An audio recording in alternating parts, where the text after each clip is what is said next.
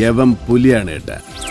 Hi മക്കളെ, എല്ലാവർക്കും സ്വാഗതം ഇവൻ പുലിയാണ് കേട്ട എന്ന സീരീസിലേക്ക്. അപ്പോൾ മക്കളെ, ഞാനിന്ന് വന്നിരിക്കുന്നത് നമ്മുടെ NCERT ടെക്സ്റ്റ് ബുക്കിലെ ഇലക്ട്രോ മാഗ്നറ്റിക് ഇൻഡക്ഷൻ എന്ന് പറയുന്ന ചാപ്റ്ററിൽ നിങ്ങൾക്ക് എക്സാമിന് ചോദിക്കാൻ സാധ്യതയുള്ള രണ്ട് എക്സാമ്പിൾ ക്വസ്റ്റ്യനുമായിട്ടാണ്, രണ്ട് പുലിക്കുട്ടികളുമായിട്ടാണ് ഞാനിന്ന് വന്നിരിക്കുന്നത്. അപ്പോൾ ഒന്നാമത്തെ ക്വസ്റ്റ്യനോട് നോക്കാം. എന്താണ് ഒന്നാമത്തെ ക്വസ്റ്റ്യൻ പറഞ്ഞിരിക്കുന്നത്?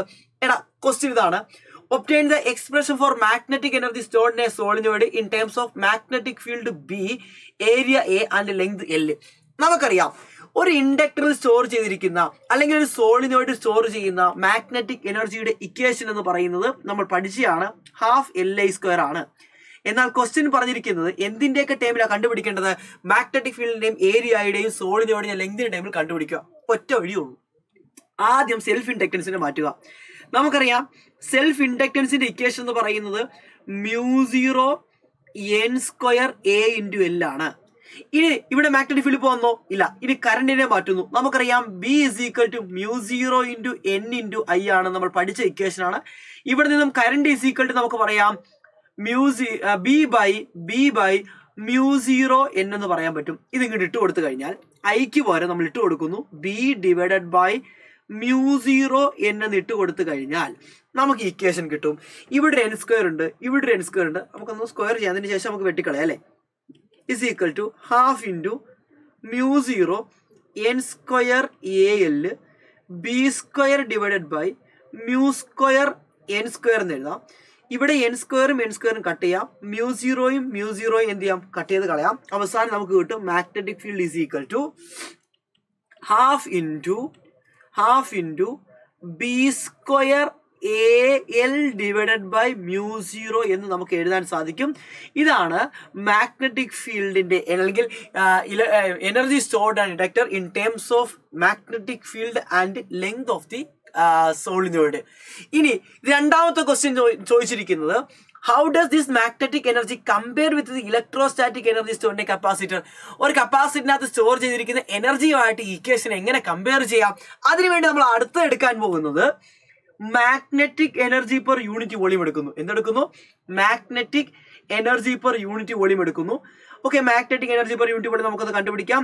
യെസ്, ബി ക്വസ്റ്റ്യൻ ആണ്. Magnetic energy per unit volume നമുക്കത് കണ്ടുപിടിക്കാം. അതിനെ ഞാൻ എന്ത് വിളിക്കുന്നു? U' എന്ന് വിളിക്കുന്നു. U'. അപ്പൊ magnetic energy per unit volume is equal to, ഇപ്പൊ ഓൾറെഡി നമുക്ക് കിട്ടിക്കഴിഞ്ഞു magnetic energy equation, ½ × B² AL divided by μ0. Volume എന്ന് പറയുന്നത് നമുക്കറിയാം ഏരിയ × ലെങ്ത് ആണ്.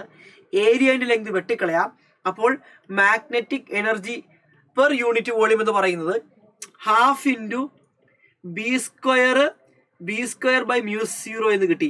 ഇനി ഓൾറെഡി നമ്മൾ ഇലക്ട്രോസ്റ്റാറ്റിക്സിനകത്ത് പഠിച്ചാണ്, ഒരു കപ്പാസിറ്റർ സ്റ്റോർ ചെയ്യുന്ന എനർജിയുടെ ഡെൻസിറ്റി അല്ലെങ്കിൽ എനർജി പെർ യൂണിറ്റ് വോളിയം നമ്മൾ പഠിച്ചാണ്. ഒരു കപ്പാസിറ്ററിനകത്ത് സ്റ്റോർ ചെയ്യുന്ന എനർജി പെർ യൂണിറ്റ് വോളിയം നമുക്കറിയാം. ഇക്വേഷൻ എന്താണ്? ½ ε0 E² ആണ്. ½ ε0 എന്താണ്? E² ആണ്. നോക്കി, ഈ രണ്ട് ഇക്വേഷൻ നിങ്ങൾ കമ്പയർ ചെയ്താൽ മക്കളെ, ഇവിടെ B² രണ്ട് കേസിലും എനർജി ആരുമായിട്ട് റിലേറ്റ് ചെയ്യാൻ നമുക്ക്? യെസ്, മാഗ്നറ്റിക് ഫീൽഡും ഇവിടെ എന്തായിരിക്കും? ഇലക്ട്രിക് ഫീൽഡ് ആയിരിക്കും. അപ്പൊ മാഗ്നറ്റിക് എനർജി എന്ന് പറയുന്നത് മാഗ്നറ്റിക് ഫീൽഡ് സ്ക്വയറിന് പ്രപ്പോർഷണൽ ആയിരിക്കും. ഇലക്ട്രിക് ഫീൽഡ് ഉണ്ടാക്കുന്ന എനർജി എന്ന് പറയുന്നത് ഇലക്ട്രിക് ഫീൽഡിന്റെ സ്ക്വയറിന് എന്തായിരിക്കും? പ്രപ്പോർഷണൽ ആയിരിക്കും. ഈ ഇക്വേഷൻ എവിടെ ഒരു മാഗ്നറ്റിക് ഫീൽഡും എവിടെ ഒരു ഇലക്ട്രിക് ഫീൽഡും എക്സിസ്റ്റ് ചെയ്യുന്നു, അവിടെ നമുക്ക് ഈ ഇക്വേഷൻ എന്ത് ചെയ്യാം? ഒബേ ചെയ്യാം. ഈ ഇക്വേഷൻ തന്നെയാണ് നമ്മൾ ഇലക്ട്രോ മാഗ്നറ്റിക് വേവ് എന്ന് പറയുന്ന ചാപ്റ്ററിൽ പഠിക്കുന്നത്. എനർജി അസോസിയേറ്റഡ് വിത്ത് ഇലക്ട്രിക് ഫീൽഡും energy associated with magnetic field നമ്മൾ പഠിക്കുന്നത്. അടിപൊളി ക്വസ്റ്റ്യൻ അല്ലേ? ഏതാണ് മക്കളെ? ഉഷാർ ക്വസ്റ്റ്യൻ, അന്തസ്സുള്ള തറവാട്ടിൽ പിറന്ന ക്വസ്റ്റ്യൻ. എങ്കിൽ ഇതാ വന്നിരിക്കുന്നു അടുത്ത ക്വസ്റ്റ്യൻ. എന്താണ് അടുത്ത ക്വസ്റ്റ്യൻ പറഞ്ഞിരിക്കുന്നത്? നമ്മുടെ കമല എന്ത് ചെയ്യുന്നു? ഒരു സ്റ്റേഷനറി ബൈസൈക്കിൾസിന്റെ പെഡൽസ് ഇങ്ങനെ ചവിട്ടുകയാണ്. ആ pedal attach 100 turns of coil. ഈ പെഡൽ നമ്മൾ 100 ടേൺസ് ഓഫ് കോയിലുമായിട്ട് അറ്റാച്ച് ചെയ്തിരിക്കുകയാണ്. ആ കോയിലിന്റെ ഏരിയ തന്നിട്ടുണ്ട്. അതേപോലെ തന്നെ ആ കോയിൽ റൊട്ടേറ്റ് ചെയ്യുന്നു ½ റെവല്യൂഷൻ പെർ സെക്കൻഡ്. ഒരു സെക്കൻഡിൽ 1/2 റെവല്യൂഷൻ ആണ് അത് കംപ്ലീറ്റ് ചെയ്യുന്നത്. ഇതിനെ പ്ലേസ് ചെയ്തിരിക്കുന്ന, ഈ കോയിലിനെ നമ്മൾ പ്ലേസ് ചെയ്തിരിക്കുന്നത് ഒരു മാഗ്നറ്റിക് ഫീൽഡ് ആണ്. 0.1 ടെസ്ലയാണ് മാഗ്നറ്റിക് ഫീൽഡ്. എങ്കിൽ നമ്മളോട് ചോദിച്ചിരിക്കുന്നത് ഇവിടുത്തെ മാക്സിമം വോൾട്ടേജ് കണ്ടുപിടിക്കുക. മക്കളെ, ഈ കോയിൽ റൊട്ടേറ്റ് ചെയ്യാണ്. ഈ കമല ഇങ്ങനെ ചവിട്ടുന്നതനുസരിച്ച്, പെടലി ചവിട്ടുന്നതനുസരിച്ച് ഈ കോയിൽ ഇങ്ങനെ റൊട്ടേറ്റ് ചെയ്യാണ്. ഈ കോയിൽ റൊട്ടേറ്റ് ചെയ്യുമ്പോൾ ഈ കോയിൽ എവിടെ നിന്നാണ് റൊട്ടേറ്റ് ചെയ്യുന്ന? ഒരു മാഗ്നറ്റിക് ഫീൽഡിൽ നിന്നുകൊണ്ടാണ്. അപ്പോൾ അവിടെ ഒരു EMF ഉണ്ടാകും. ആ EMFന്റെ പീക്ക് വാല്യൂ ആണ് കണ്ടുപിടിക്കേണ്ടത്. അപ്പൊ നമുക്ക് തന്നിരിക്കുന്ന ഡേറ്റ ഒന്ന് എടുത്തെഴുതാം. നമ്പർ ഓഫ് ടേൺസ് എത്രയാടാ മക്കളെ? 100. Area 0.1 metre square. എടാ frequency 1/2 half revolution per second ആണ്. 1/2 ആണ്. മാഗ്നറ്റിക് ഫീൽഡ് തന്നിട്ടുണ്ട് ക്വസ്റ്റിനകത്ത് 0.01 ടെസ്ലയാണ്. കണ്ടുപിടിക്കേണ്ടത് മാക്സിമം വോൾട്ടേജ് ആണ്. നമുക്കറിയാം ഇതൊരു AC ജനറേറ്റർ പോലെയാണ്. ഇവനിരുന്ന് കറങ്ങുകയാണ് അല്ലേ? അപ്പൊ AC ജനറേറ്ററിനകത്ത് maximum peak value of voltage നമുക്കറിയാം. E0 is equal to NBA ഒമേഗയാണ്. ഒമേഗയുടെ വാല്യൂ എന്താണ് മക്കളെ? NBA ഒമേഗയാണ്. ഒമേഗയുടെ വാല്യൂ 2π × f അല്ലേ? ഫ്രീക്വൻസി 2π × f അല്ലേ? അപ്പൊ NBA × 2π × f എന്ന് കൊടുക്കാം. എല്ലാം ക്വസ്റ്റിനകത്ത് തന്നിട്ടുണ്ട്. എത്രയാണ് മക്കളെ നമ്പർ ഓഫ് ടേൺസ് എന്ന് പറയുന്നത്? നമ്പർ ഓഫ് ടേൺസ് എത്രയാണ്? 100 നമ്പർ ഓഫ് ടേൺസ്. അടുത്തത് ബി മാഗ്നറ്റിക് ഫീൽഡ് ക്വസ്റ്റിന് തന്നെ 0.01 ആണ്. അടുത്തത് ഏരിയ തന്നിട്ടുണ്ട് 0.1 ആണ്. പെട്ടെന്ന് ചെയ്യാം. 0.1 ആണ്. അടുത്തത് 2 × 2 തന്നെ ഇട്ട് കൊടുക്കാം.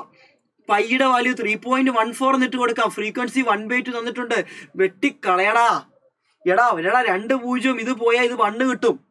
1 കിട്ടത്തില്ല. 1 × 0.1 തന്നെയാണ്.